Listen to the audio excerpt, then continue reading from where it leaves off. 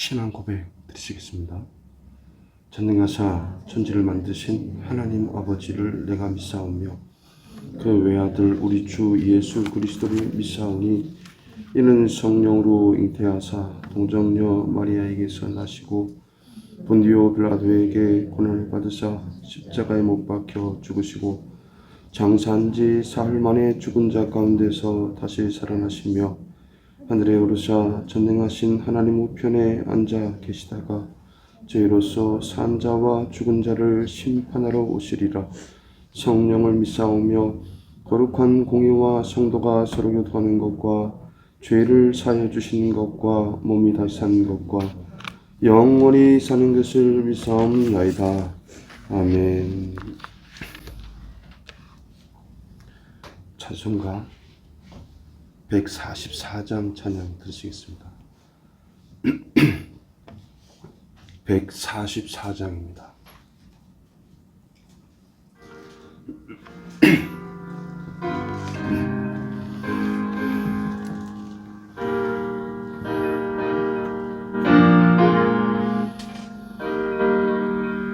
예수 나를 위하여 십자가를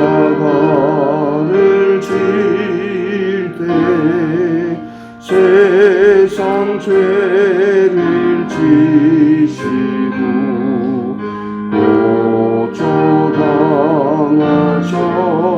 고초당하셨네. 예수님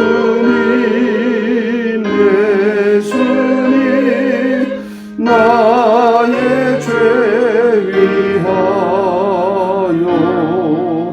보배 피를 흘리니 죄인 나를 소서. 십자가를 지시는 무슨 죄가 있나. 저 무지한 사람들 메시아 주였네. 예수님 나의 죄 위하여 보배 피를 흘리니 죄인 나를 소서. 이와 같이 굵은 죄 없는 이가 없네. 십자가의 공로로 눈과 같이 되네. 예수님 나의 죄 위하여 보배 피를 흘리니 죄인 나를 소서. 아름답다 예수여 나의 좋은 친구. 예수 공로함이면 영원 영불 받네. 예수님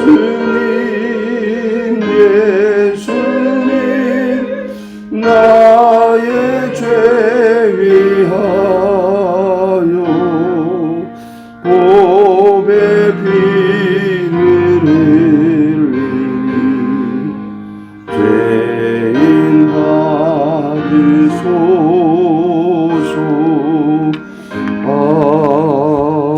아멘. 아멘. 하나님의 말씀은 마가복음 11장 15절 말씀부터 18절 말씀까지입니다.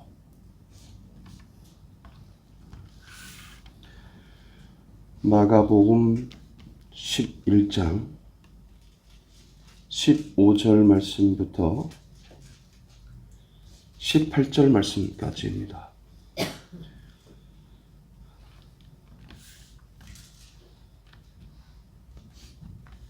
우리 함께 봉독해 올립니다.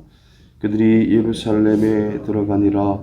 예수께서 성전에 들어가사 성전 안에서 매매하는 자들을 내쫓으시며 돈 바꾸는 자들의 상과 비둘기 파는 자들의 의자를 둘러 엎으시며 아무나 물건을 가지고 성전 안으로 지나다님을 허락하지 아니하시고 이에 가르쳐 이르시되 기록된 바 내 집은 만민이 기도하는 집이라 칭함을 받으리라고 하지 아니하였느냐. 너희는 강도의 소굴을 만들었도다 하시매 대제사장들과 서기관들이 듣고 예수를 어떻게 죽일까 하고 꾀하니 이는 무리가 다 그의 교훈을 놀랍게 여김으로 그를 두려워함일러라. 아멘. 오늘 특별 새벽 기도회 첫날 줌을 통해서 화상을 통해서 또 현장에서 하나님 앞에 우리가 마음과 정성을 다해서 작정하고 드리는 이 기도회에 하나님께서는 함께 하시고 우리의 기도에 하나님께서 응답하십니다. 세상에서 가장 무서운 것이 있다면 저는 단언코 부패한 종교라고 생각합니다. 종교의 이름을 빙자해서 사람들의 영혼을 아주 힘들게 만드는 거죠. 이런 부패한 종교는 인간의 정신을 부패시킬 뿐만 아니라요, 모든 관계를 파괴합니다. 가정을 파괴하고요, 사회 전체를 파괴할 뿐만 아니라 나라 전체를 회복할 수 없을 정도로 부패시켜요. 이것이 바로 부패한 종교입니다. 예수님께서 이 땅에 오셔서 복음을 전파하셨다는 말에 의의를 제기할 사람 아무도 없을 거예요. 그러나 예수님 분명히 복음을 들고 누군가와 싸우셨다는 사실인데, 여러분 가만히 보세요. 그 대상이 바로 유대교 지도자들과 싸우셨어요. 바리새인들과 서기관들과 싸우셨다는 겁니다. 이들은 대단한 종교 지도자들이었어요. 유대교는 분명 하나님을 믿는 종교입니다. 안타깝게도 하나님을 믿는 종교가요, 하나님의 말씀을 가르쳤고 율법을 가르쳤으며 유대교인들은 하나님을 섬기는 일에 목숨까지도 걸 정도로 열심을 가졌어요. 여러분 성경을 보시면 아시잖아요. 그럼에도 불구하고 예수님은 유대교와 싸우셨다는 사실을 우리가 잊지 말아야 되는데, 그렇다면 왜 예수님께서 이 유대교와 하나님을 믿는 이 유대교와 싸우셨을까요? 그것은 하나님을 섬기는 유대교가요, 순진한 백성들에게 가혹한 악행을 서슴지 않고 저질렀기 때문입니다. 예수님이 이 땅에 와보니까 90% 이상이 가난한 사람들인데 유대교인들은 자기들만 잘 먹고 잘 살고 있어요. 가난한 자들을 돌보지 않고 있어요. 마태복음 23장 13절 말씀에 보니까 예수님께서 이렇게 말씀하시고 계십니다. 화 있을진저 외식하는 서기관들과 바리새인들이여, 너희는 천국 문을 사람들 앞에서 닫고 너희도 들어가지 않고 들어가려 하는 자도 들어가지 못하게 하는도다. 얼마나 끔찍한 말씀입니까? 주일에 나귀를 타고 입성하신 예수님께서는 오늘 월요일에 성전을 찾아가셨어요. 그리고 매매하는 자들을 내어 쫓으시고 돈 바꾸는 자들의 상을 들러 엎으시고 또한 비둘기 파는 자들의 의자를 들러 엎으셨어요. 성경은 기록하고 있습니다. 예수님께서 교회에 오셔서 매매하는 자들을 내어 쫓고 돈 바꾸는 자들의 상을 엎으셨어요. 한평생 인자한 모습으로 약자와 병든 자와 소외된 자들을 위로하시고 구원의 손길을 베푸셨던 주님의 모습이 분노로 불타고 계셨던 거예요. 무너진 교회를 바라보고 분노로 지금 불타고 계신 거예요. 본질을 잃어버린 채 성전 안에서 매매하는 자들을 향해서 예수님께서는 화를 내셨다는 거예요. 주님께서는 이런 말씀을 하십니다. 내 집은 만민이 기도하는 신성한 집이거늘 너희는 이 거룩한 성전을 강도의 구렬로 만들어 버렸다라고. 이 하나님의 집을, 하나님의 거룩한 집을, 만민이 기도하는 집을 강도의 구렬로 만들었다라고 예수님께서 한탄하시면서 말씀하셨어요. 너희는 만민을 하나님의 말씀으로 위로하고 소망을 주며 바른 가르침을 줘야 할 자들이거늘 오히려 백성들에게 상처를 주고 소망을 빼앗아갔으며 하나님의 이름을 빙자해서 가난한 서민의 주머니를 착취하는 일에 혈안이 되어버린 강도가 되었다라고 그렇게 예수님께서 분노하시면서 말씀하시는 거예요. 사랑하는 여러분, 예수님께서는 왜 성전에 들어가셔서 채찍을 휘두르시면서 왜 상을 엎으셨을까요? 이 매매하는 자들은요, 소나 양 같은 재물을 판매하는 상인들인데요. 이들은 제사장과 결탁해서 순례자들이 정성껏 가져온 재물을 까다롭게 판정해서요, 불합격 판정을 내리고 자기들의 이 가축을 사도록 만들었어요. 이런 과정에서 가난한 성도들은 한숨을 지어야 했고요. 저들은 폭리를 취하여 제사장과 나눠 가졌어요. 뿐만 아니라 돈 바꾸는 자들은요, 역시 제사장들과 결탁해서 남자들은 누구나 내도록 되어 있는 성전세를 거둘 때 반드시 은화 반세겔로 내도록 했는데, 왜냐하면요, 로마 화폐에는 황제의 형상이 새겨져 있으므로 우상으로 생각했습니다. 그래서 유대의 화폐로 환전해서 내도록 했던 것인데, 세상 이 과정에서 환전상들은 많은 차액을 남겨 폭리를 취하고 제사장들에게 뇌물을 바쳤다는 이야기입니다. 결국 가난한 백성들은 이리 뜯기고 저리 뜯겨야만 했어요. 도무지 하나님을 섬기는 일이 힘겹기만 한 거예요. 이렇게 힘들 수가 없는 거죠. 여러분, 오늘 우리는 예수님께서 더럽혀진 성전을 정결케 하신 이 분노의 사건을 깊이 명심해야 합니다. 교회는 교회대로, 성도는 성도대로 주님의 거룩한 성령이 머무신다라는 것을 기억하고요, 오염되고 부패된 심령을 깨끗이 가꾸어야 될 거예요. 내게 만약에 오염된 부분이 있다면 우리는 살이 잘라지는 고통이 있다 할지라도 우리는 그것을 잘라내야 될 거예요. 이번 고난주간을 통해서 깨끗하고 정결한 심령들로 거듭나는 여러분, 우리 모두가 되기를 주님의 이름으로 축원드립니다.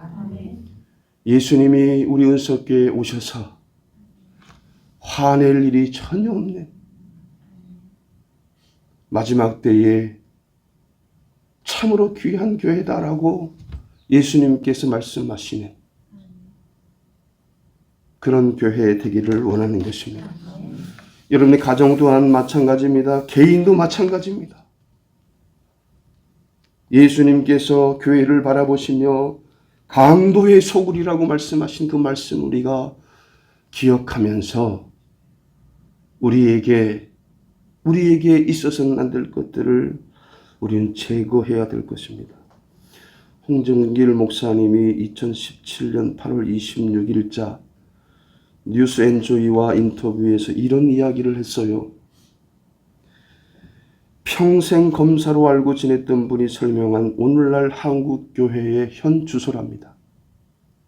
검사가 교회를 바라본 현 주소예요. 일본 강점기의 기독교인은 과연 크리스찬은 다르다. 과연 크리스찬은 다르다. 달라도 뭔가 다르다. 이런 말을 들었는데 해방 이후에 이렇게 변했다고 합니다. 설마 크리스찬이 그런 나쁜 짓을 했을까? 6.25를 지나면서 예수 믿는 거나 안 믿는 거나 할 수 없군으로 바뀌었답니다. 요즘은 예수 믿는 사람들이 한술 더 떠. 이렇게 검사가 교회를, 한국교회 현주소를 이렇게 이야기했다는 겁니다. 여러분, 교회 생활이 참 모범적이고 봉사와 헌금도 열심인데 성경 공부도 열심히 하는데 세상에서 죄를 짓고 살아가요. 즉 교회 생활에 충실하다라는 것은요, 그 교회 생활을 충실히 한다라는 것을 진정한 신앙으로 착각하지 말아야 되는 거예요. 우리 올로 목사님이 늘 강조하셨던 것처럼 신앙이 생활화되는 거예요. 삶에서 적용되는 거예요. 교회 생활이 교회 안에서 머무르는 것이 아니라 가정에서, 이웃에서, 직장에서, 사업장에서 연결된, 생활화된 삶을 하나님께서 살게 하시는 것입니다. 그렇습니다. 여러분, 은석교회도 우리 가정도 나 개인도 돌아보고요. 버릴 것이 있다면 가감히 버리고 회복되고 치유되었어요. 저와 여러분들, 우리 은석교회는 이 세대의 빛으로 살게 하시는 겁니다. 아무리 세상이 썩었다고 할지라도 우리 은석교회는 하나님이 인정하는 교회, 우리 은석교회 모든 성도는 하나님이 인정하는 교회, 가정들 모두가 다 하나님이 인정하는 그러한 가정들 되게 하심으로 하나님이 월요일 날 성전을 향해서 강도의 소굴이라고 그렇게 가슴 아프게 외치는 그 예수님의 외침을 들으며 우리 교회도, 우리의 가정도, 내 개인의 신앙도 돌아보며 예수님의 십자가를 생각하는 오늘 하루 되시기를 간절히 축원드립니다. 아멘. 기도하겠습니다. 하나님 고맙고 감사합니다. 하나님, 그렇습니다. 제일 무서운 것은 종교가 부패한 것입니다. 주여 하나님, 우리 은석교회를 주님께서 긍휼히 여기시고 이 마지막 때에 하나님의 뜻을 다 이루는 교회 되게 하시니 감사합니다. 더 낮아져서 겸손하게 이웃과 세상을 섬기게 하시고 주님 보실 때 하나님 아버지 참으로 귀하다라고 칭찬받는 교회, 우리의 온 성도의 가정, 또한 하나님 아버지 개인이 될 수 있게 하십니다. 오늘도 하나님 귀한 하루 허락하셨습니다. 오늘도 하나님께서 정직하고 성실하게 살게 하십니다. 오늘도 내 인생 가운데 최고의 날로 삼으셨습니다. 최고로 기쁘고 행복한 날로 살게 하십니다. 예수님의 이름으로 기도합니다. 아멘. 하늘에 계신 우리 아버지여, 이름이 거룩히 여김을 받으시오며 나라의 임하옵시며 뜻이 하늘에서 이룬 것 같이 땅에서도 이루어지리이다. 오늘날 우리에게 일용할 양식을 주옵시고 우리가 우리에게 죄 지은 자를 사하여 준 것 같이 우리 죄를 사하여 주옵시고 우리를 시험에 들게 하지 마옵시고 다만 악에서 구하옵소서. 대개 나라와 권세와 영광이 아버지께 영원히 있사옵나이다. 아멘.